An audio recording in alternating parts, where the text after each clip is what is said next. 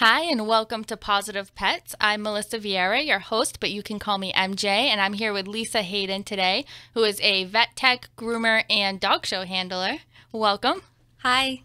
And Lisa is also the owner of a couple Cocker Spaniels, including an English Cocker Spaniel named Scout. Do you want to start off by telling everyone a little bit about Scout? Because I think that's probably the most important thing. Scout is my 1-year-old English Cocker who I've been showing since he was about 4 months old. He's really, honestly, a great dog. We've done a lot of training with him, some of it with MJ at her pet training facility. Yeah, trick training. It was really fun. But currently we're working on his championship. And he's getting close already, From my understanding. He already has 5 points and a major. Which is really good for a young dog. Mm-hmm. Excellent. And so you're a vet tech and also a groomer, so you have a lot of experience with handling dogs in not just the dog show environment, but also during routine care, grooming, and vet care.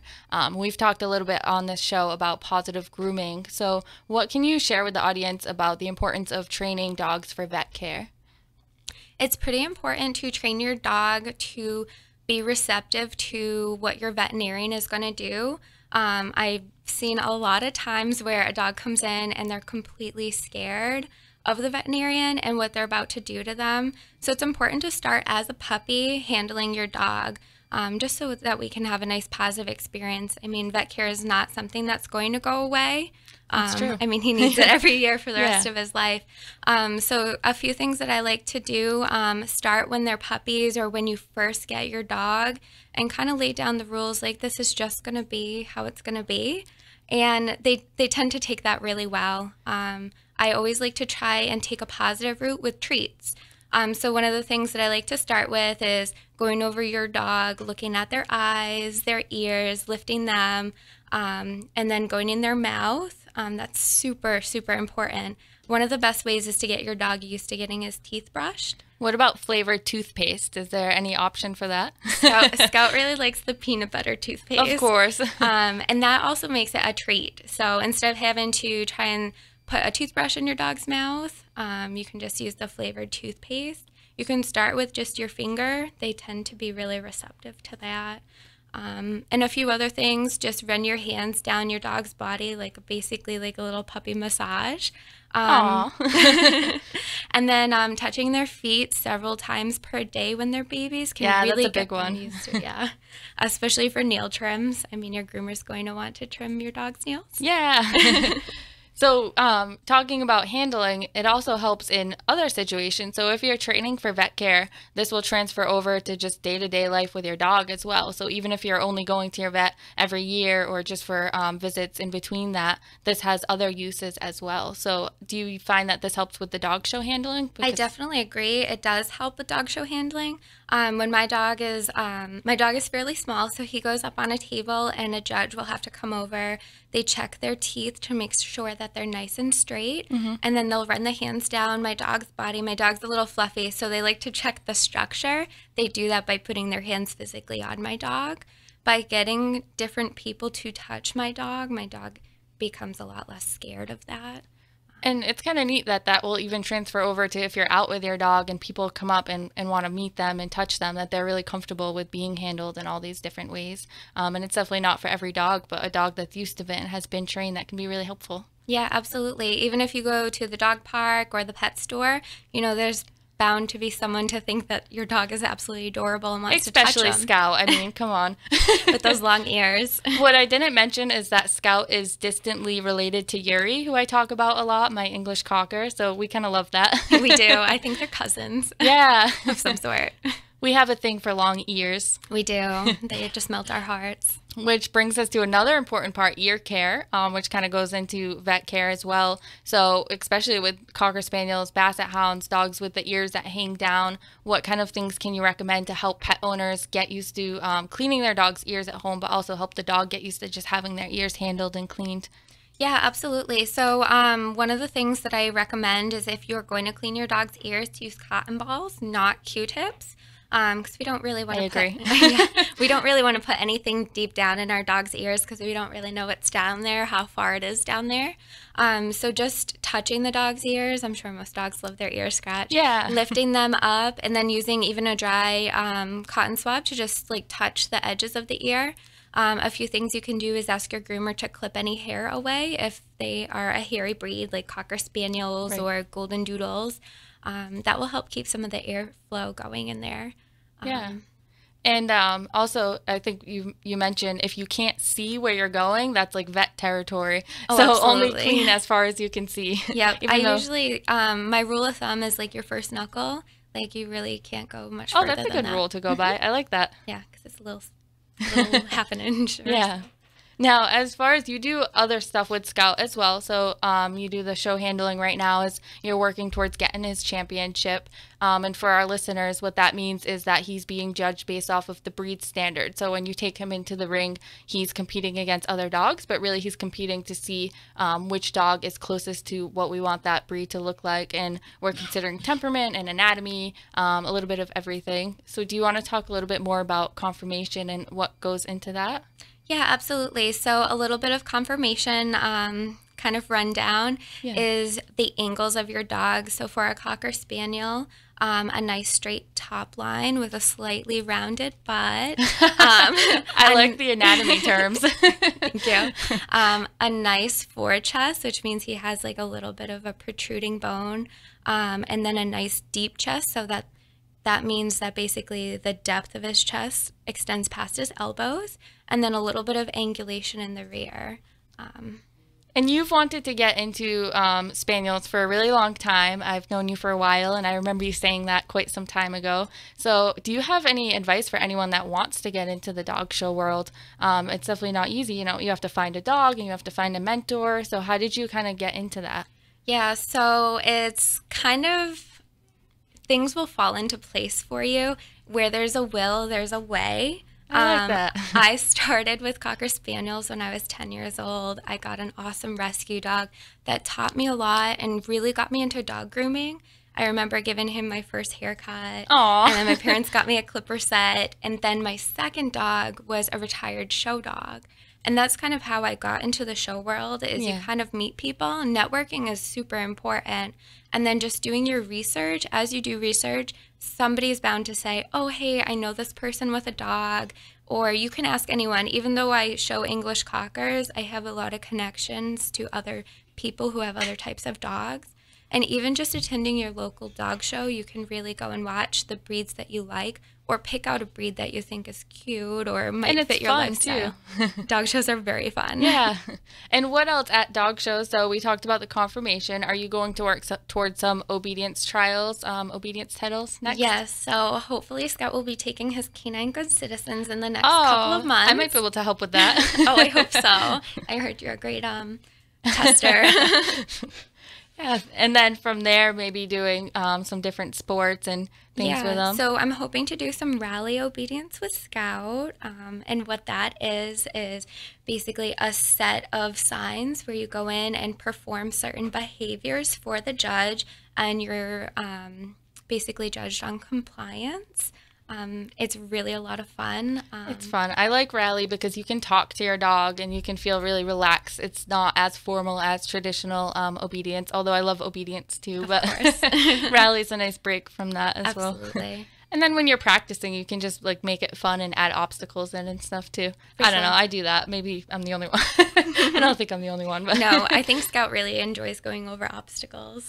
He thought it was fun to jump over a guardrail the other day while out on a walk. That's called canine parkour. It is. Should we talk about that? We could.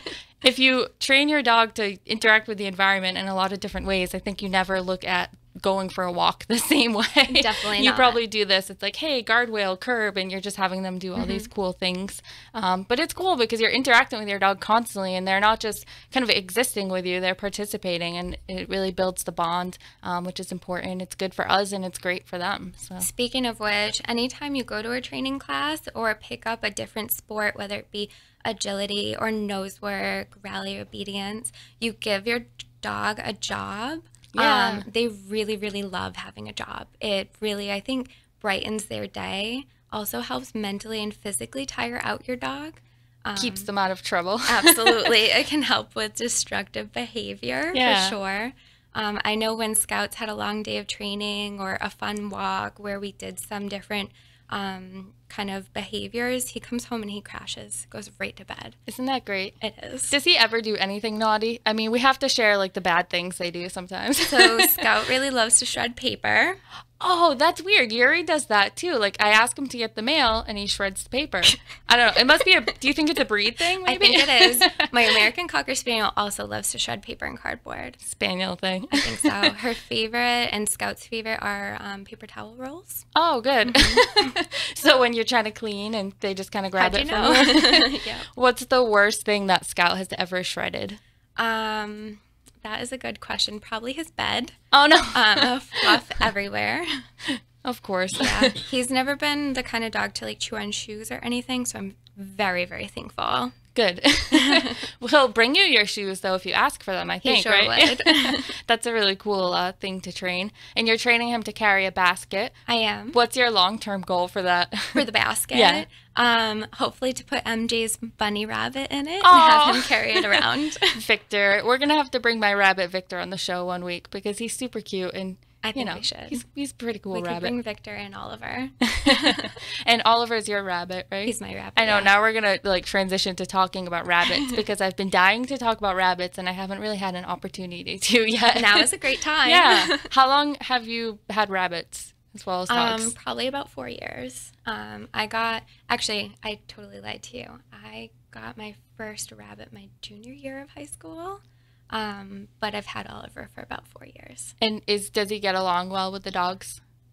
Surprisingly, yes. Yeah. And actually, he's best friends with my cat. Oh, good. Yeah. I think my cat thinks she's a rabbit, but I think anyone who might be wondering if they could have dogs, cats, and rabbits all in the same household and make it work, it definitely depends on the breed of dog. Some dogs will have more of a drive or prey drive than others. But if you're starting out as soon as possible, whether that's when they're a puppy or you just get them and you work on building that bond with the animals together over time, it definitely can work. I definitely agree with you. I got Scout as a baby, so it was very easy to transition him to getting along with cats and rabbits. I mean, he does chase them a little bit, only to lick them half to death, which is really, really adorable.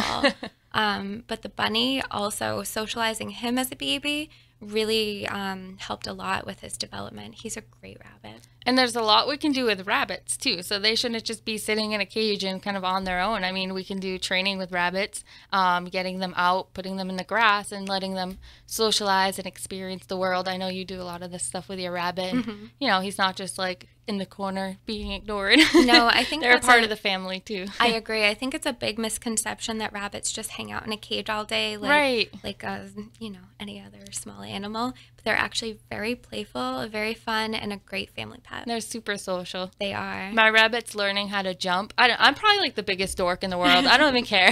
That's okay, me too. I found a little hurdle at a pet store, and Okay. it was on sale, so I bought it.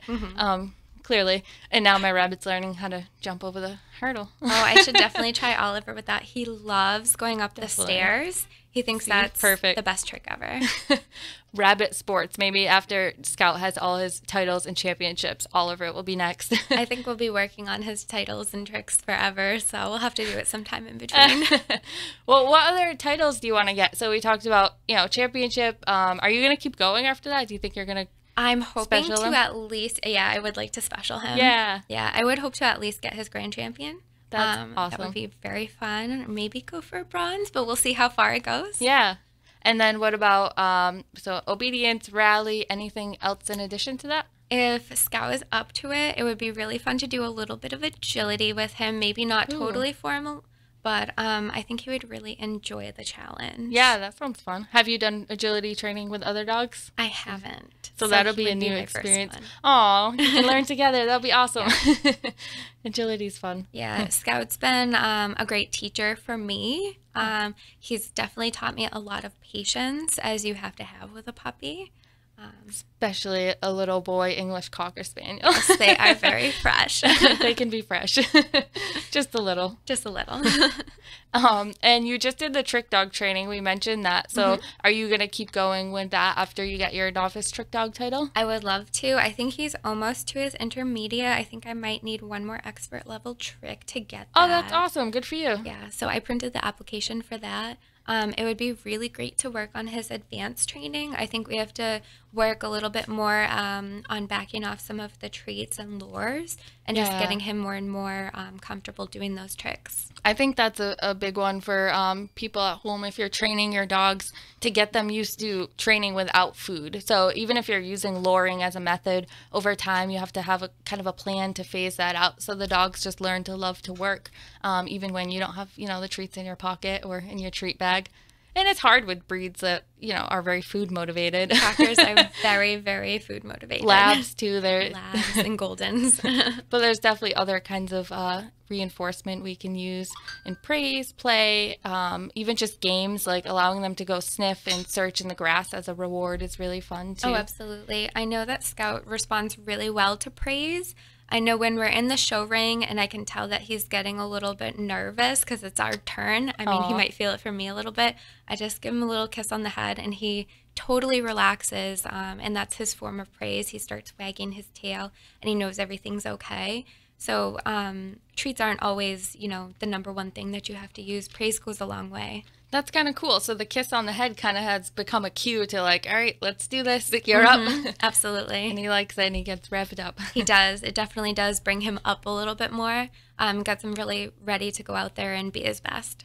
And you talk a lot also about reward-based training, which that's super important for a show dog because you want them to kind of have that spunk. You don't want them to just be robots like going around the ring. Absolutely. So if it's not fun, they're not going to want to do it. Right. It's like making your kid do something that they don't want to do, like brush their teeth.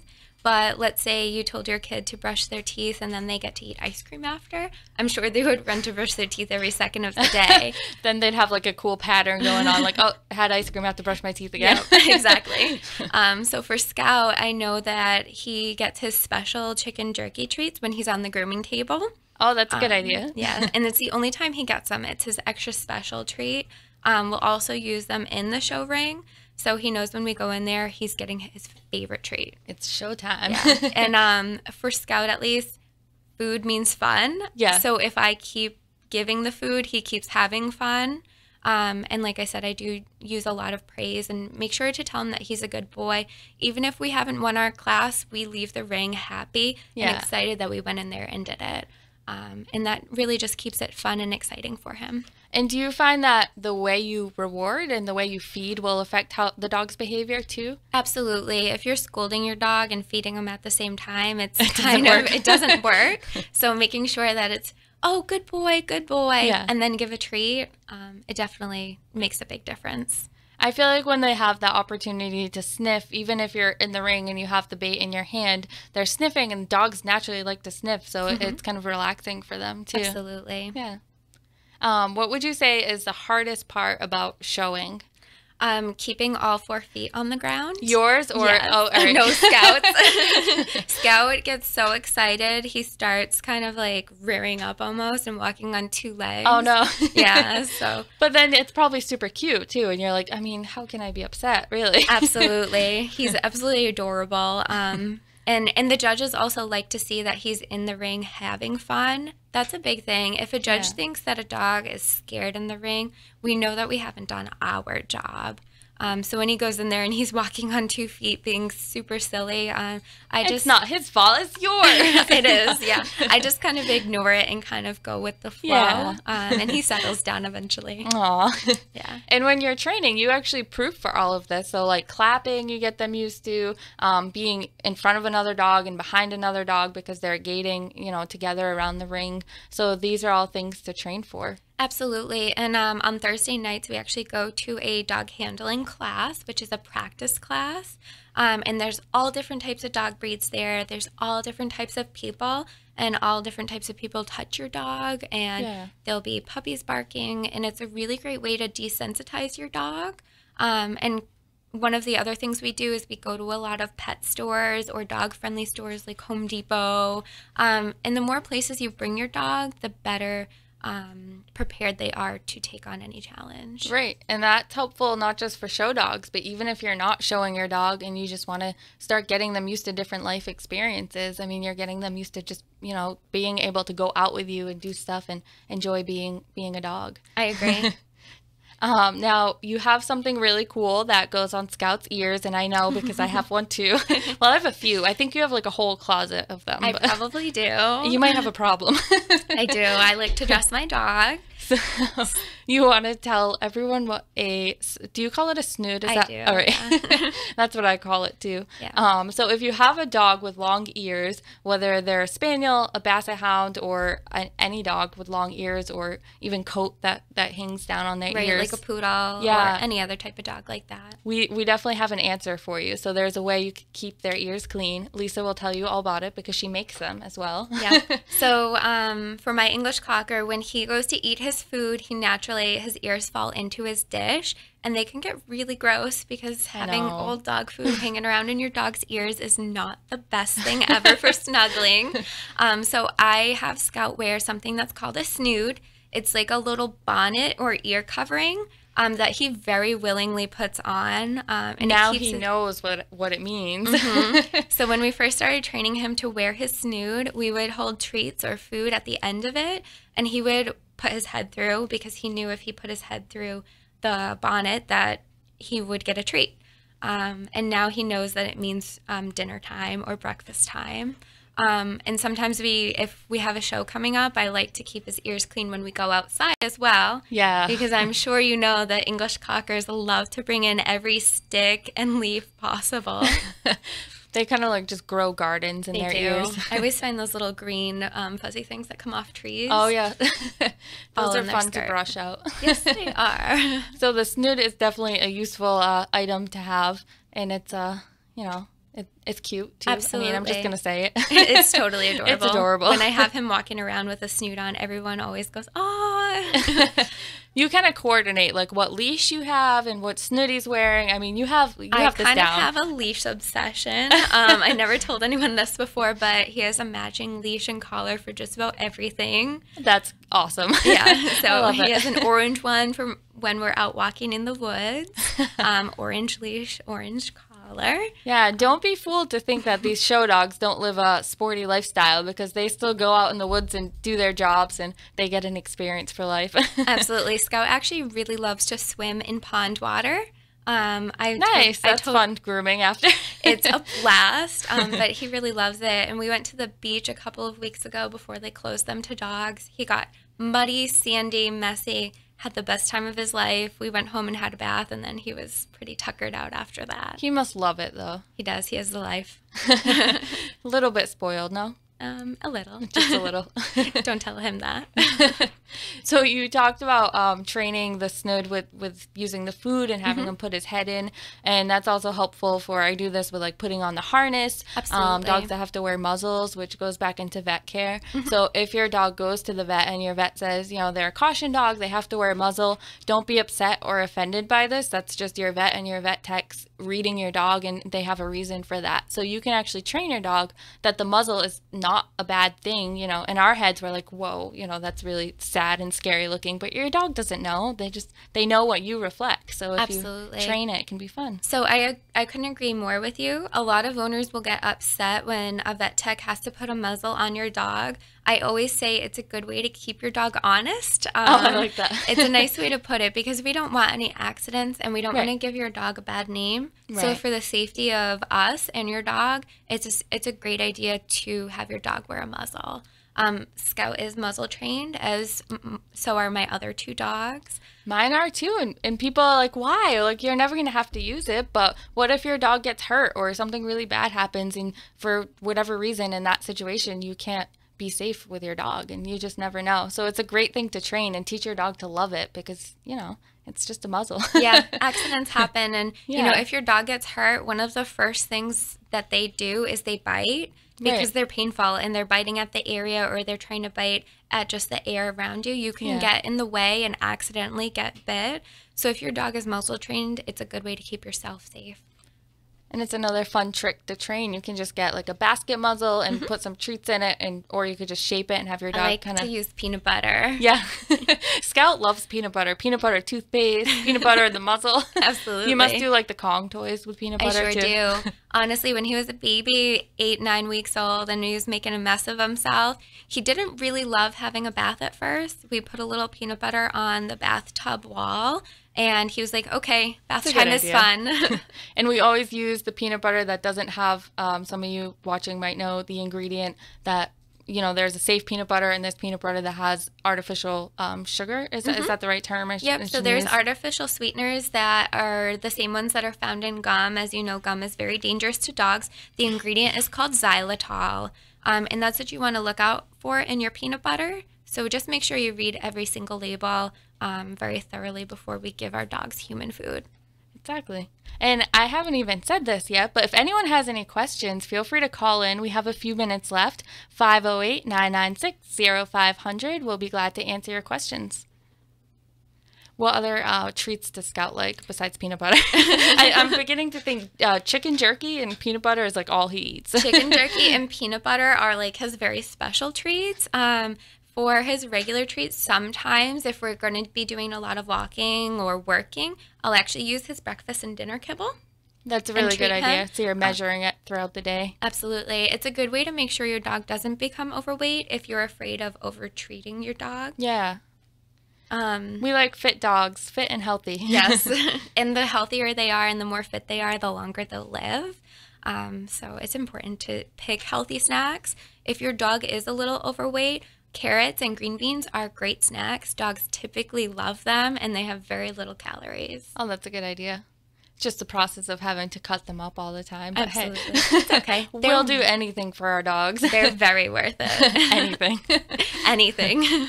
Is there anything else that you want to add about training for vet care? I know we kind of went through a lot of different topics tonight, but just kind of circling back to that and the importance of training for vet care. And also if you have a dog that already has an issue or they're very nervous of going to the vet, just that kind of some encouragement that you can work through this and help them. One of the topics I really wanted to cover is car rides to the vet. Oh, yeah. Or car rides to the groomer. If your dog is the type of dog that doesn't always have a positive experience going to the groomer or to the veterinarian, it's important not to bring them in the car solely for those reasons. So to bring them in the car to positive places like the pet store or the dog park. Or MJ's. Or MJ's, because it's always fun there. If we're only bringing our dog in the car once a year to go to the vet, they're going to be a wreck there. Right. So even if it's 5-minute drive down the road to go to Dunkin' Donuts for a munchkin, I found that really helps. And then a couple of things that you can work on. If you are adopting a dog or have a dog already that's afraid of the veterinarian, a lot of times you can just ask your vet if you can come in during the week, like usually on lunch hour, to come in and get a biscuit and have the receptionist just pet your dog. And cookie visit. Absolutely. A cookie visit goes a long way. And it kind of, in a way, tricks your dog so that every time he walks in the door, he knows he's not getting poked in the butt with a needle. Right. It means he might get a treat or he might get praise from the nice lady receptionist. And if you're a vet and your vet techs offer this to you, I mean, they really mean it. They're not just saying that to be nice. They really want you to come by. I know I offer this a lot to clients, the cookie visits for grooming. Mm-hmm. And I'm like, then they feel like, oh, should I not? Like, we mean it. If we say that, we really do want to see you and see your dog and do whatever we can to help them over time. And absolutely. We're animal lovers here, and at the end of the day, we really want to do what's best for them. And if that means seeing your cute dog 6 or 7 times a week, I think we're very happy doing that. Yeah, I don't think we have many complaints. Nope. Now, if anyone wants to find you or find Scout, where's the best place to find you? We are on Instagram. His Instagram handle is EnglishCocker_Scout. You can follow our adventures there. He's got a lot of fun things that he likes to do. And what about you? Do you have any other places that, or just Scout, or strictly Scout has one. I also have my own personal Instagram if you want to learn a little bit more about me. It's LHaydenX3. That's my Instagram handle. And you can follow my adventures as well. My other dogs will be on my personal Instagram, so you can meet Molly and Loki. And see the new haircuts coming up soon. Yeah, there's a lot of haircuts on there. I think most of my Instagram is dogs. Probably, like 99% at least. Probably, yeah. Well, this is Positive Pets. Thank you so much, Lisa, for coming on and talking about vet care and sports and rabbits. I'm Melissa Vieira. You can find me at MJ's Pet Training Academy, mjspettrainingacademy.com. It's kind of where you can get the rundown of all the places to find me. Thanks for having me. Thank you. And use your sign off. Give me a sign off. Oh, yeah. Stay positive.